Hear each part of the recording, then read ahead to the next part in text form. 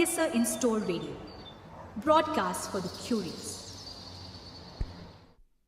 All right, we're at Veg Non-Veg in Gurgaon, and this is the International Synth Day special for KISSA radio, in-store radio.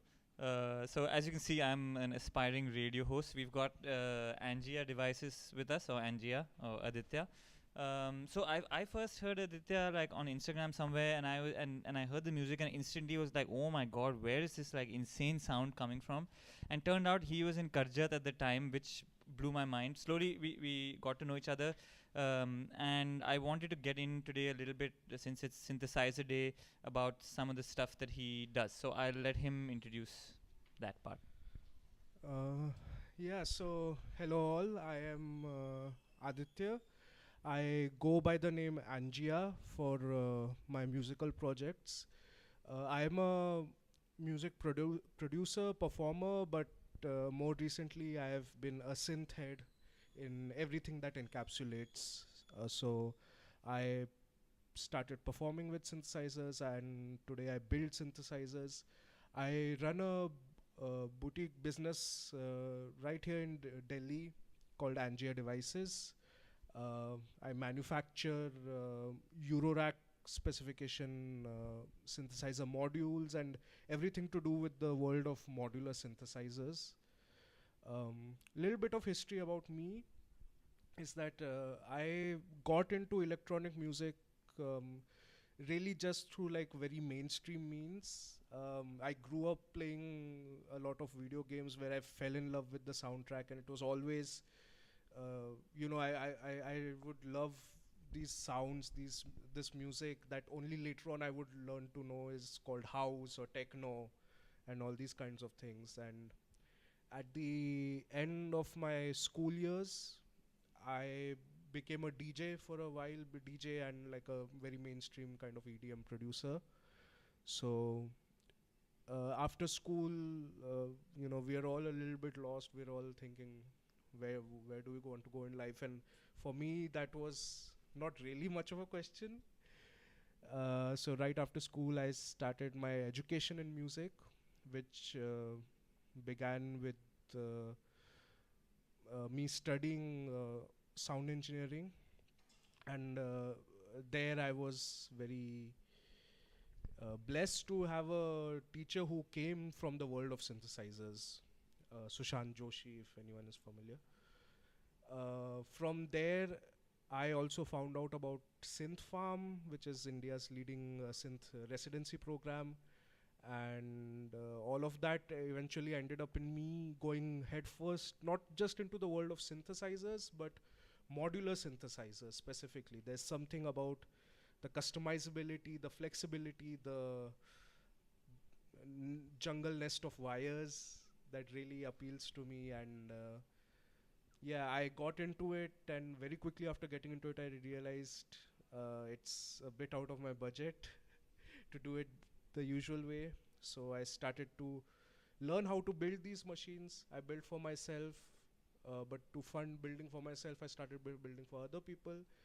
And that kind of snowballed until last year, where I decided to set it up as an actual business. So today I am one of very few manufacturers of synthesizer equipment. Like 5 in India, or like something like that. Yeah, I mean 5 is probably being charitable slightly, but yeah. 4.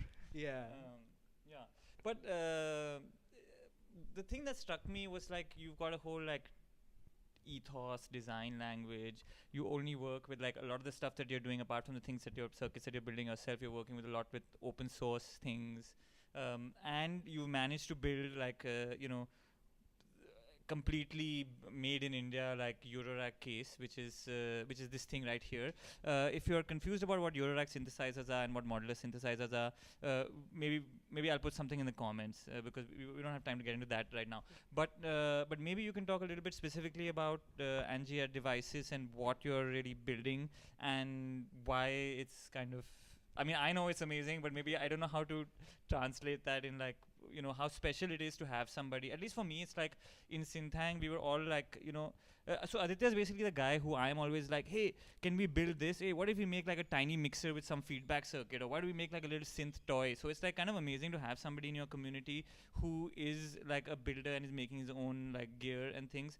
And because these things like feed into each other, right? So if we start building things, he's built this thing, and if more people get access to it, they'll play with it, then they might have some ideas and they'll feed it back to him, and things will evolve like that. But if there's no engagement, then things are a bit harder. So yeah, so sorry, I got distracted, but tell me more about what you're building specifically. So my ethos really always has been, or rather like my guiding star has always been building the things that I wish were there when I started out. And that's not just in terms of this specific module, this specific circuit, but also doing it the way I wish I could have gotten into it. I think for me the biggest help has been the open source community. uh, I think for a lot of people, when they think open source, they just think software, but the fact of the matter is that the hardware community is just as large, if not larger. And that's how I got into synthesizers. I am someone who is completely self-taught when it comes to the electronics, when it comes to the technical side of things. I was not a very good student in school when it came to maths and physics and things like that, but it is the open source community who I have always relied upon. And with Angia devices, really the thing was to not be afraid to take from them, but to be respectful about it, which is something that throughout the world, and even in the Indian synth community, even people who did take from the open source community were not always the most respectful about it.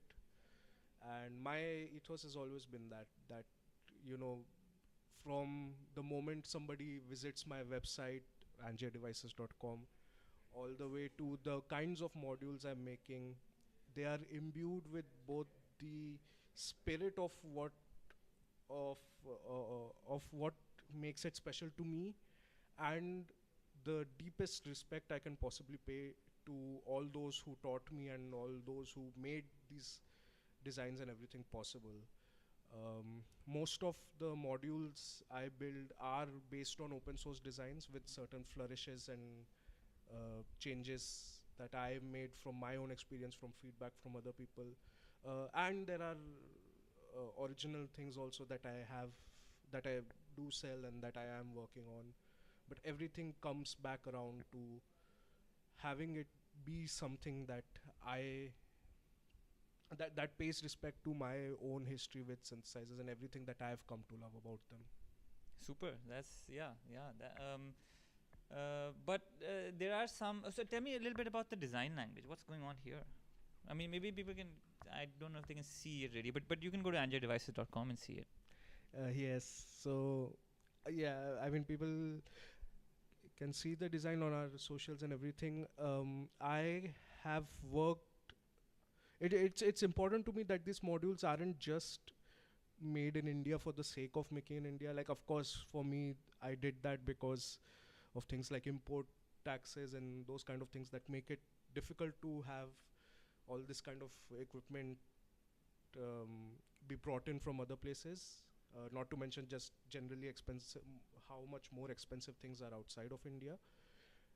But for me, it was very important to have everything be made in India in terms of in a deeper spirit. Part of that is that the people I work with, freelancers, friends, that who help me design these modules, who are part of team or collective, whatever you can say, that is just as responsible as I am for these. It has been, people and artists here in India who and really capturing the soul of what I've come to love about the Indian synth community.